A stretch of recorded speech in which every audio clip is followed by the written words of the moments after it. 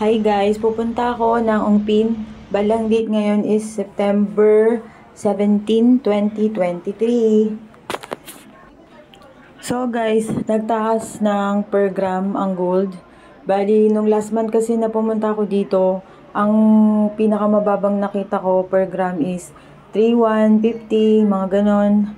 Ngayon, meron na siyang nasa ano na siya, 3,3,250. Meron pa rin namang mas mababa doon, mga 3,180, 3,250, mga ganun. Pero kasi nung last month, as in talaga yung mga standard na gold, mabibili mo lang per gram ng 3,150 or 3,180. Ngayon, nasa 3,2 to 3,3 pataas per gram. Pumunta ako ng Ongpin kasi may pull out ako na order ngayon. Bali, na fully paid na siya, kaya ipo-pull out ko na siya.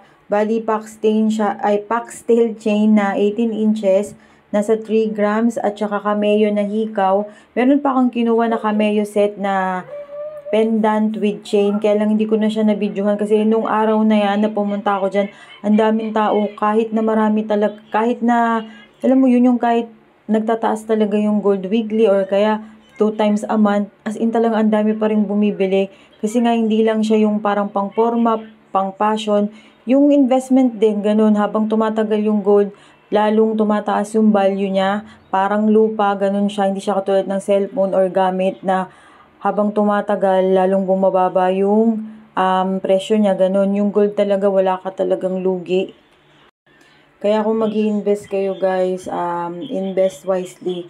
Sa gold kayo, kung nag-iisip pa kayo ng ibang investment, mag-gold kayo guys. Wala kayong lugi, as in talagang tumataas talaga yung value. Minsan nga every week, nagtataas ng per gram. Bumaba man 20 pesos, 50 pesos, ganun. Pero pag tumaas naman, mas grabe pa yung tinaas kaysa dun sa binaba.